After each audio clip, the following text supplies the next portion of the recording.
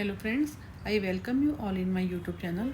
आज इस वीडियो में हम MPC 005 जिसका नाम रिसर्च मेथड्स है उसका ब्लॉक 2 हम ऑलरेडी कर रहे हैं और ब्लॉक 2 का यूनिट 3 का भी हमने फर्स्ट पार्ट कवर कर लिया था, जिसमें हमने फर्स्ट पार्ट में experimental research and field experiments के बारे में पढ़ा था और strengths and weaknesses of field experiment के बारे में पढ़ा था and constructing the field experiment, कैसे उसको कंस्ट्रक्ट करते हैं। आज इस वीडियो में हम रिसर्च डिज़ाइन के बारे में पढ़ेंगे, जो कि पार्ट 2 होगा।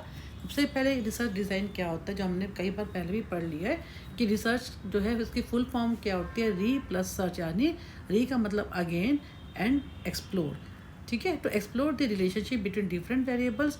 रिसर्च, इसका मैं आपको सिंपल वर्ड से बता रही हूँ कि रिसर्च का मतलब क्या है, अपनी जो ऑलरेडी जो एग्जिस्टिंग नॉलेज है उसको और अधिक बढ़ाना, उसको हम कहते हैं अगेन, सर्च अगेन। री का मतलब है क्या कि अगेन, और सर्च का मतलब है एक्सप्लोर, अपनी प्रीवियस नॉलेज के बेस पे, एग्जिस्टिंग नॉलेज के बेस पे और ज़्यादा एक्सप्लोर करके न्यू नॉलेज को गेन करना। ये जो है सिंपल वर्ड में क्या है, रिसर्च। और रिसर्च के लिए हम क्या करते हैं, कोई भी प्रॉब्लम को आइडेंटिफाई करते हैं जिसके ऊपर हमें काम करना होता है, उसके लिए हम हाइपोथेसिस बनाते हैं, वेरिएबल्स को आइडेंटिफाई करते हैं, टूल्स बनाते हैं, स्टडी पॉपुलेशन देखते हैं, पॉपुलेशन से हम सैम्पल साइज लेते हैं। तो उस टाइप से जो है वो सारा हम इसके बारे में हमने ऑलरेडी काफ़ी ज़्यादा पढ़ लिया है। Research is a science methodology in a control setting में होती है।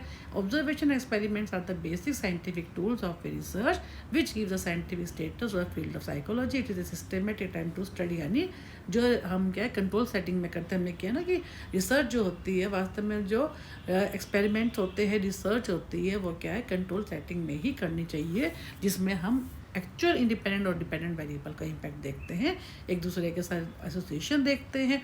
तो अब यहाँ पे क्या है, control observation means that we have to see the impact of independent variable and dependent variable under specified control condition. इसको हम एक्सपेरिमेंटल रिसर्च डिज़ाइन भी कहते हैं। And we have to manipulate the independent variable in a systematic way and record the relative change in the dependent variable. कैसे independent variable जो है dependent variable के ऊपर इम्पैक्ट डालता है, हम उसको अंडर कंट्रोल कंडीशन में ही देख सकते हैं। For control observation is essential for one two manipulate independent variables with certain controls, क्योंकि हम उसको कंट्रोल कर सकते हैं। जो इंडिपेंडेंट वेरिएबल होते हैं उनके ऊपर जो है एक्सपेरिमेंटर का, इन्वेस्टिगेटर का पूरा कंट्रोल रहता है। And the principles of randomisation, वो जो है रैंडमाइजेशन जो यूनिट्स लेता है, सैम्पल साइज लेता है, वो रैंडमली सेलेक्ट करता है। तो उन्होंने यही कहा है कि principle of randomisation should be followed. And in other words a good research design is that, किसमें क्या क्या होता है, प्लान होती है, नंबर पे हम प्लान करते हैं, फिर उसका स्ट्रक्चर होता है, फिर उसका स्ट्रेटजी एंड इन्वेस्टिगेशन, हम कैसे क्या क्या स्ट्रेटजी को अडेप्ट करते हैं। नंबर 1 पे प्लान क्या होता है, ओवरऑल बताता है हमारे को पूरी प्लान क्या है, पूरी किसी भी चीज़ की प्लान क्या होती है, कि पूरी ओवरऑल स्कीम क्या होती है, जो प्रोग्राम होता है उसकी स्टडी के बारे में। It can be in the form of proposal of the study. Next structure में क्या आता है कि ये बहुत स्पेसिफिक होता है, आउटलाइन स्कीम, हम कैसे उसका जो है एक पैटर्न क्या रहेगा, जो हम किस किस तरह से हम स्टेप बाय स्टेप हम करेंगे, वो हमारा कैसे हम उनको जो है वेरिएबल्स को स्टडी करेंगे। कहने का मतलब क्या है कि पूरा पैटर्न के बारे में जो है हमें स्ट्रक्चर से मालूम होता है। देन कम टू स्ट्रेटजी क्या होता है, मोर स्पेसिफिक दैन प्लान। इसमें क्या होता है, हम कैसे कैसे स्टेप बाय स्टेप करते हैं कि हमने the method that we want to use to collect data collect करेंगे, फिर एनालाइज करेंगे, इंटरप्रेट करेंगे।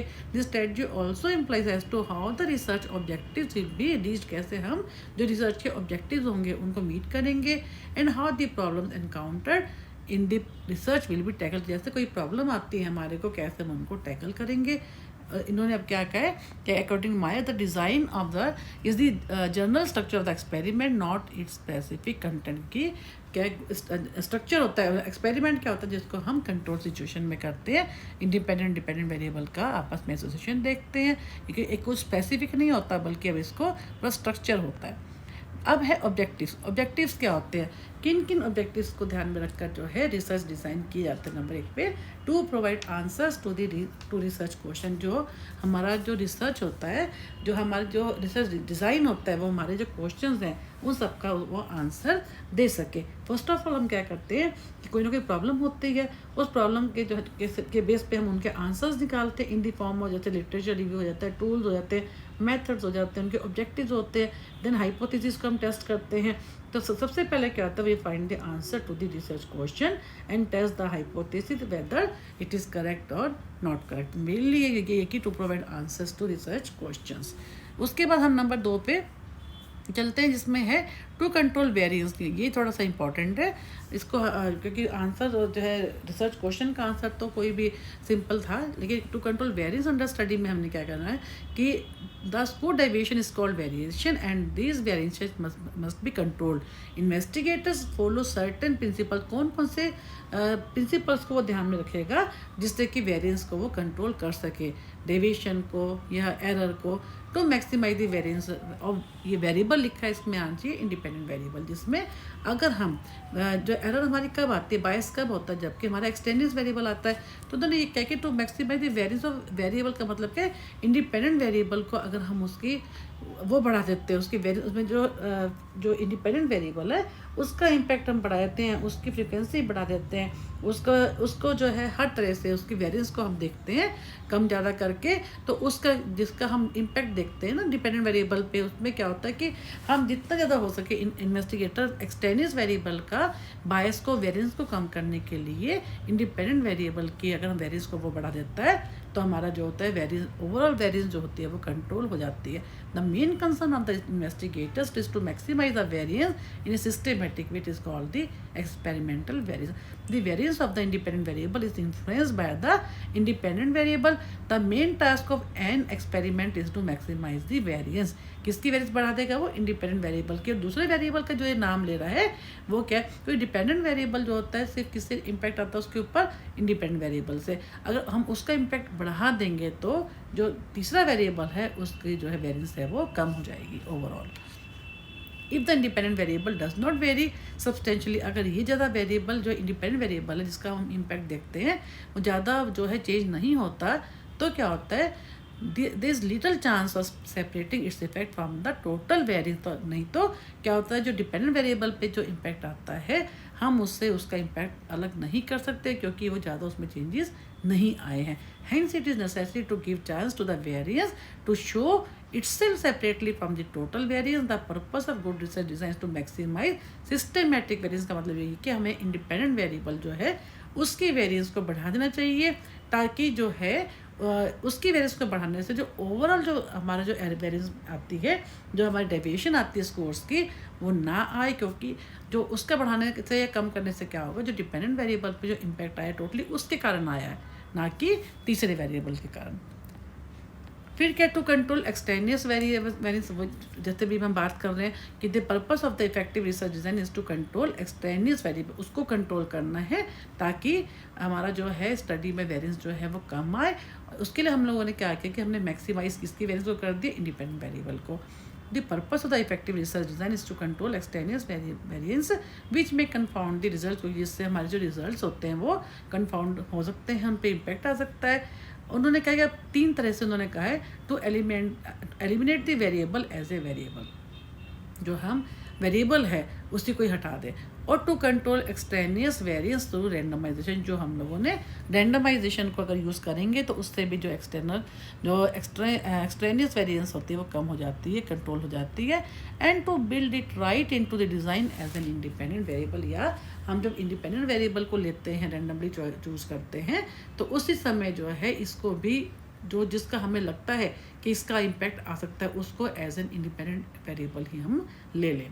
नेक्स्ट है to minimise error variance. Our aim to is to minimise error variance from the research study. It is unpredictable होता है, मैं कह नहीं सकते कि जो हमारा इम्पैक्ट आया है डिपेंडेंट वेरिएबल पे, क्या वो इंडिपेंडेंट वेरिएबल की आया है या कोई एरर हुई है। Some time we see the impact of constant error in this study, for example individual differences and intelligence.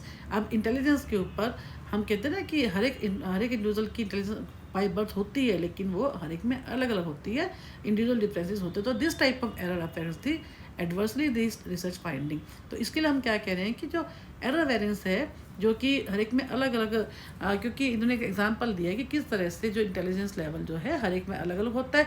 अगर हम इसके ऊपर स्टडी करते हैं तो ऑब्वियसली जो रिजल्ट्स आएंगे वो अलग अलग तरह से आएंगे, हर एक की अलग होती है, और फिर हम जो है उनको जनरलाइज भी हम नहीं कर सकते। तो वही इन्होंने कहा है कि reduction of error of measurement through control condition वो कब हम कम कर सकते हैं, जब हम जो एक्सपेरिमेंट है हम उसको कंट्रोल कंडीशन में करें। और इसके अलावा रिलायबिलिटी ऑफ मेजर का मतलब क्या है, जो हम मेजर्स को यूज़ करें, जो हम टूल्स करेंगे, हम बार बार उनको यूज़ करते हैं, अगर हमारे को सेम रिजल्ट्स मिलते हैं तो इसका मतलब क्या है, हमारी जो टूल्स हैं मेजर जो हैं वो रिलायबल हैं। तो इन्होंने कहा है कि उनकी रिलायबिलिटी को बढ़ाकर हम ये कर सकते हैं जिसमें हमारी जो वेरिएंस है, एरर वेरिएंस है, वो कम हो जाए। तो ये हमारे ऑब्जेक्टिव का मेन क्या था कि आंसर हमें नंबर 1 पे रिसर्च क्वेश्चन हमारे पास कोई ना कोई होना चाहिए जिसके बेस पे हम उसको रिसर्च को परफॉर्म करेंगे। सेकंड क्या है, उसकी कंट्रोल वेरिएंस है, कोई वेरिएंस को कैसे कंट्रोल करेंगे, जिसमें हम इंडिपेंडेंट वेरिएबल को मैक्सिमाइज कर देंगे उसकी वेरिएंस को, और एक्सट्रेनियस वेरिएंस है उसको हम कंट्रोल करेंगे, उसकी वेरिएंस को कम कर देंगे, जिसका हमें डाउट है कि इस वेरिएबल के कारण हमारी जो है रिजल्ट जो होते हैं उनमें वेरिएंस आ सकती है, एरर आ सकती है। उसके लिए हमने क्या किया था कि एलिमिनेट द वेरिएबल, उसको या तो वेरिएबल को ही उसको हटा दें उसको, या उसको जो है रैंडमाइजेशन के थ्रू हम ले लें। और तीसरा जो है हमें लगता है कि बहुत इंपॉर्टेंट वेरिएबल है, इम्पैक्ट डालेगा और डिपेंडेंट पे, तो हम उसको एज एन इंडिपेंडेंट वेरिएबल ले लें। तो उसके बाद टोटल जो है तो मिनिमम एरर वेरिएंस के लिए हम क्या कर सकते हैं कि कंट्रोल कंडीशन में करें और रिलायबिलिटी मेजर्स को बढ़ा दें। नेक्स्ट है क्राइटेरिया। गुड जो रिसर्च डिज़ाइन होता है उसका क्राइटेरिया क्या होता है, ये भी इंपॉर्टेंट है, 1-2 बार एग्जाम में आया हुआ है। Does the design give specific answer to the research question, यानी इसमें ये हम क्वेश्चन पूछ रहे हैं कि क्राइटेरिया क्या होना चाहिए कि जो रिसर्च डिज़ाइन है क्या वो स्पेसिफिक आंसर टू द जो हमारा रिसर्च क्वेश्चन है उसका जो है आंसर देने के लायक है, और डज दी मतलब कि हम उसको जो हमारा क्वेश्चन हमने लिया है, जो मेरी प्रॉब्लम है, क्या वो सॉर्ट आउट हो जाएगी, क्या हम उस पर हम काम कर पाएंगे।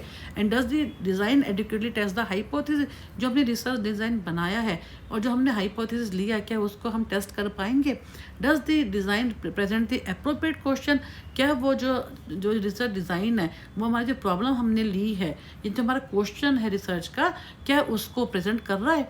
Does the design adequately control the extraneous independent variable, क्या जो रिसर्च डिज़ाइन है वो इंडिपेंडेंट वेरिएबल को जो कि adequate control the extraneous independent, एक तो हमने इंडिपेंडेंट वेरिएबल ले ली, एक एक्सटेनियस को भी हम इंडिपेंडेंट वेरिएबल कह रहे हैं कि क्या उसको कंट्रोल कर सकता है। जैसे अभी हमने बताया कि इंडिविजुअल डिफरेंसेस का इंटेलिजेंस के लिए उसके ऊपर और भी फैक्टर्स होते हैं जो इम्पैक्ट डालते हैं, तो क्या हम वो उनको कंट्रोल कर सकता है।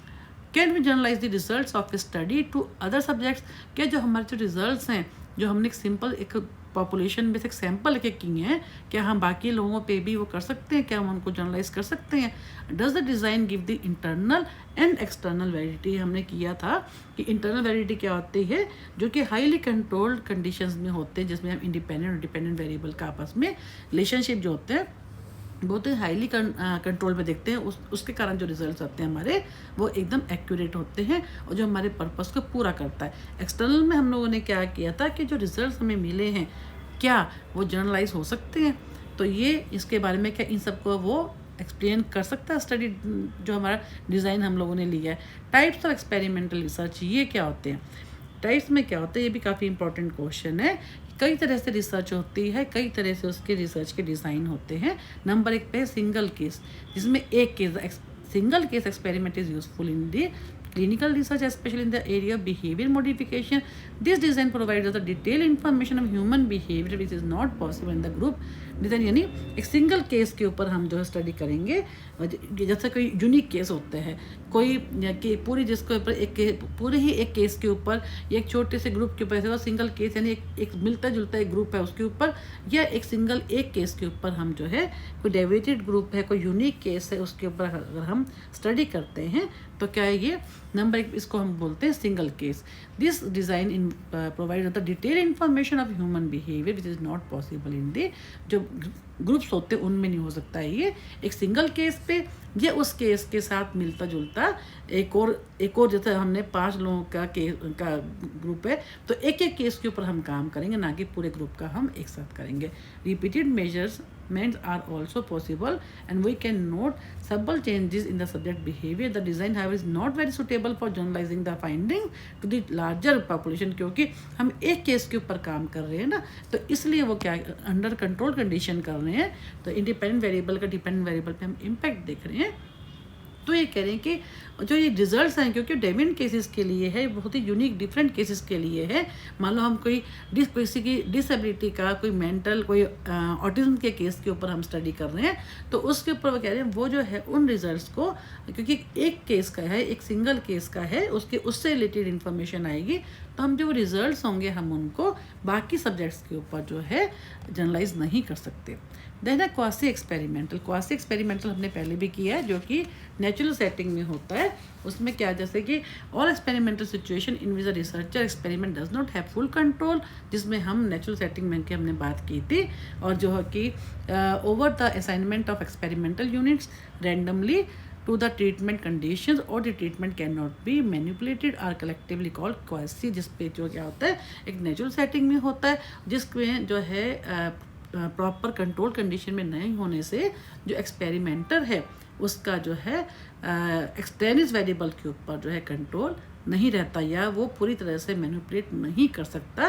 जो ट्रीटमेंट कंडीशन जो होती हैं वो रैंडमली असाइन हो, तब भी वो जो है कुछ, क्योंकि नेचुरल सेटिंग में होने से उसका कंट्रोल उन पे एक्सटेर्नस वेरिएबल पे नहीं रहता, या बहुत लिटिल कंट्रोल होता है। They are the various experimental situations in which experimenter does not have full control over the situation. Full control उसका नहीं रहता। The plan of such experiments constitute the quasi experimental design.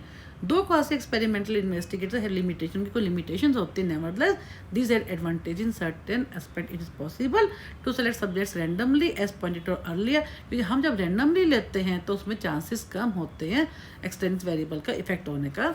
जैसे इन्होंने कहा कि in the case of selecting students from class 5 of a school and randomly assign, अगर हमको randomly assign कर दें to the experimental and control groups respectively, we conduct the experiment in natural and real life setting and so as it has certain amount of realism and information so gathered can also be quite an extent। वही है जैसे हमने अभी अपने early video में इसमें किया था कि नेचुरल सेटिंग में होता है। अगर हम रैंडमली, जैसे हमने कहा था ना कि हमें एक स्कूल में 5th क्लास के बच्चों के ऊपर स्टडी करनी है, और हमारे पास उसमें 4 सेक्शंस हैं 5th क्लास में, और उनमें जो है हर सेक्शन में 50-50 बच्चे हैं, लेकिन हमारा जो सैम्पल साइज है वो 100 का है। तो हम लोगों ने क्या किया था, 25 इस सेक्शन से लेके 100 हमने बच्चे ले लिए थे। एक को हमने कंट्रोल ग्रुप में डाला था, एक को एक्सपेरिमेंटल में डाला था। तो उस टाइप से हमने जो एक को लेक्चर मेथड दिया था, एक को हमने ट्यूटोरियल मेथड दिया था, तो दोनों के जो है रिजल्ट्स को हमने बाद में कंपेयर किया। तो ये जो हमारा है क्वासी एक्सपेरिमेंटल डिज़ाइन होता है, जो कि नेचुरल सेटिंग में होता है, जिसमें हमारे को कंसेंट लेनी पड़ती है, जिसके ऊपर हमें एक्सपेरिमेंट करना होता है। जैसे हमने स्कूल पे किया तो स्कूल अथॉरिटीज़ से, और बच्चे हैं बच्चों के पेरेंट्स से, टीचर्स से। नेक्स्ट है एक्सपेरिमेंटल डिज़ाइन। इसमें जैसे हमने बताया पहले कि कंट्रोल कंडीशन में होता है, और जिसमें जो है पूरी तरह से एक्सपेरिमेंटर का होल्ड रहता है इंडिपेंडेंट वेरिएबल्स पे, और जो कंडीशंस होती हैं एक्सपेरिमेंट की उन पे। This type of design is generally conducted in the laboratory with complete control over all variables and all the subjects. In this type of research design, one can assign subjects randomly वो अपना जो group होता है उनको लेता है, and one can manipulate the independent variable and study the pure effects of the manipulation on the dependent, जो कि पूरी तरह से मैनिपुलेट कर सकता है। कंट्रोल कंडीशन होती है, रैंडमली वो सब्जेक्ट्स को लेता है। तो उसके बाद जो इंटरवेंशन देता है, जो भी कोई टेक्निक यूज़ करता है, कोई एजुकेशन देता है, किसी भी, जैसे हमने बताया कि वही लेक्चर मेथड था, कुछ भी वो करता है इस टाइप से, तो वो क्या करते हैं ईजिली वो करके उसके बाद उसका प्योर इफेक्ट्स को वो देख सकता है, लेकिन वो एक ही ग्रुप पे आता है। Also in such experiment, the experimenter has complete control over the scheduling of independent variable. In such experiment, one can use high level of advanced statistical method, क्योंकि वो प्योरली कंडीशन में होते हैं, और वो अच्छे से अच्छा टी टेस्ट है या जो भी है हाईली, जिसमें जो रिजल्ट हमारे आते हैं एकदम करेक्ट आते हैं। जैसे इन्होंने कहा है फॉर एग्जांपल एफ टेस्ट है, कोरिलेशन है, रिग्रेशन है, multiple regression analysis, partial correlation, जैसे भी हैं अपनी स्टडी डिज़ाइन के अकॉर्डिंग वो जो टेस्ट होते हैं उनको, जो स्टैटिस्टिकल टेक्निक्स होती हैं उनको यूज़ कर सकता है। अब इन्होंने आगे भी कहा है कि ये जो है एक्सपेरिमेंटल डिज़ाइन वो कितनी तरह के होते हैं। फर्स्ट है बिटवीन सब्जेक्ट डिज़ाइन।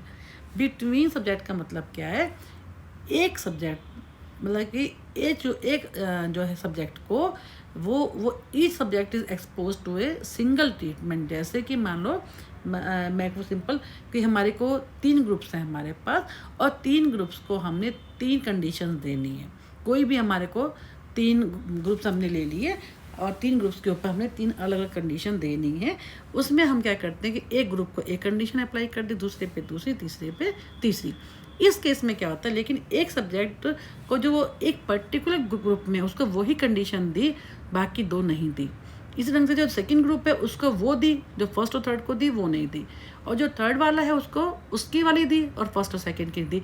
तो इसका मतलब क्या है कि ये subject is observe only under one of the several treatment condition. ये हो गया between subject. Then within subject design और रिपीटेड मेजर्स डिजाइन। इसमें क्या होता है, each subject is observed under all the treatment conditions involved in the experiment। जैसे हमें बताया कि 3 कंडीशन है, 3 हमारे पास ट्रीटमेंट कंडीशन है, तो हर सब्जेक्ट को मान लो जो 3 हमारे पास ग्रुप्स हैं, तो उसमें जो एक ग्रुप को जो कंडीशन दी वही दूसरे को भी दी और वो तीसरे को भी, और जो दूसरे को दी वो पहले को भी दी और तीसरे को भी दी, और जो तीसरे को दी वो पहले को भी दी और दूसरे को भी दी। तो कहने का मतलब यह है कि हर सब्जेक्ट जो है उसको हर ट्रीटमेंट कंडीशन मिलेगी, और तब जाके उनके जो रिजल्ट्स होंगे हम उनको कंपेयर कर पाएंगे। देन ए मिक्स डिज़ाइन। उसमें क्या होता है, सम फैक्टर्स आर इन्वॉल्व। सब जो फैक्टर्स का मतलब क्या, ग्रुप्स है, सब्जेक्ट्स हैं हमारे, कि some subjects are involve between, कुछ तो बिटवीन सब्जेक्ट में आ जाएंगे जिनको एक सिंगल कंडीशन ट्रीटमेंट कंडीशन मिलेगी, और कुछ उसमें आ जाएंगे जिनको दोनों तीनों कंडीशन जो भी हमारे स्टडी डिज़ाइन में है वो सारी कंडीशन उनको एक्सपोज की जाएंगी। Next classical pre test post test. इसमें simple the total population of participant is randomly divided into 2 sample, the control sample and the experimental sample. Now only the experimental sample is exposed to manipulated variable, and the researcher compares the pre-test result with the post-test result for both sample. Any divergence in the result between 2 samples is assumed to be result of experiment। ये तो जैसे हमने पहले भी किया है कि 2 groups होंगे, 2 ग्रुप्स को जो है हम ले लेते हैं कि एक प्री टेस्ट पोस्ट, दोनों ग्रुप्स के ऊपर हम लोग एक ग्रुप हमने कंट्रोल ले ली जिसको हमने कोई भी इंटरवेंशन नहीं दी, और एक हमने ले लिया जिसको हमने इंटरवेंशन या एजुकेशन दी। अब हमने क्या करना है कि जिसको हमने एक दोनों का पहले प्री टेस्ट ले लिया, उसके बाद हमने क्या किया कि जिसको हमने ट्रीटमेंट दिया हमने उसको, और जिसको ट्रीटमेंट नहीं दी दोनों को के रिजल्ट्स लेकर कंपेयर करते हैं, और फिर देखते हैं कि जो रिजल्ट में फ़र्क आया है वो किस कारण से आया, क्या वो ट्रीटमेंट देने से आया। तो दोनों को इस टाइप से any divergence the results between the 2 sample assume to be result of the experiment. जो हमने ट्रीटमेंट दिया, एक्सपेरिमेंट दिया, उसके कारण से आया।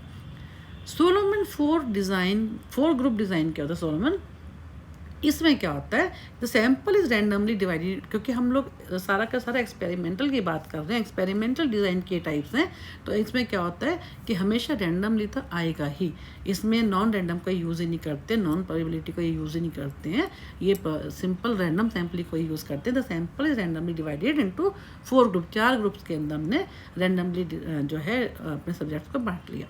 2 of the groups of experimental, 2 को तो एक्सपेरिमेंटल में रख दिया जिनको हमने ट्रीटमेंट दिया, और 2 को हमने नो एक्सपेरिमेंटल मैनिपुलेशन में डाल दिया, कोई भी उसके ऊपर कोई भी ट्रीटमेंट कंडीशन नहीं दी। Now 2 groups receive a pre test and post test. 2 group हैं, उनमें से क्या किया, एक को तो प्री टेस्ट और पोस्ट दोनों ले लिया, और दूसरे से ओनली पोस्ट टेस्ट लिया, जिसके ऊपर हमने एक्सपेरिमेंट किया उसका प्री टेस्ट और पोस्ट टेस्ट दोनों ले लिया। पहले का भी क्वेश्चन सेम ही रहते हैं, और जो क्वेश्चन पहले भी भरवा लिया, बाद में भी आफ्टर ट्रीटमेंट। और दूसरा जिसको हमने कंट्रोल में रखा, जिसको हमने कोई भी इंटरवेंशन कोई भी ट्रीटमेंट नहीं दिया, उसका हमने ओनली पोस्ट टेस्ट लिया। अब इसके बेस के ऊपर क्या किया, दोनों के पोस्ट टेस्ट को हम कंपेयर करेंगे कि this is an improvement over the classical design because is control for the effect of the pre test. उसमें हम फिर दोनों के हम टेस्ट करेंगे तो हमारे को मालूम हो जाएगा कि कितना फ़र्क आया है ट्रीटमेंट देने से। अब है फैक्टोरियल डिज़ाइन। फैक्टोरियल में क्या, similar to a classical design, जैसे अभी हमने किया, except additional samples are used, each group is expose to different experimental manipulation. ये सेम ही होता है जो हमने किया कि हर ग्रुप जो होता है, हर एक ग्रुप को जो है अलग अलग कंडीशन में रखा जाता है। जैसे हमने अभी ये जो पॉइंट किए ना क्लासिकल प्री टेस्ट पोस्ट, ये उसी का ही रूप है फैक्टोरियल डिज़ाइन। तो all of the above designs of research can be used in experimental research work for analyzing the data. On the other hand, these designs are not suitable for conducting field experiment, क्योंकि हम बात ही कर रहे हैं experimental design की, तो ये जितनी भी डिज़ाइन है ये एक्सपेरिमेंटल के लिए, ना कि ये फील्ड एक्सपेरिमेंट्स के लिए हैं। तो सिंपल ये जो है, having presented the experimental research and field experiment the following section, अब उसमें ये इन्होंने आगे ख़त्म कर दिया ये हमारा। अब हम नेक्स्ट वीडियो में हम ब्लॉक 2 का यूनिट 4 स्टार्ट करेंगे। Thank you for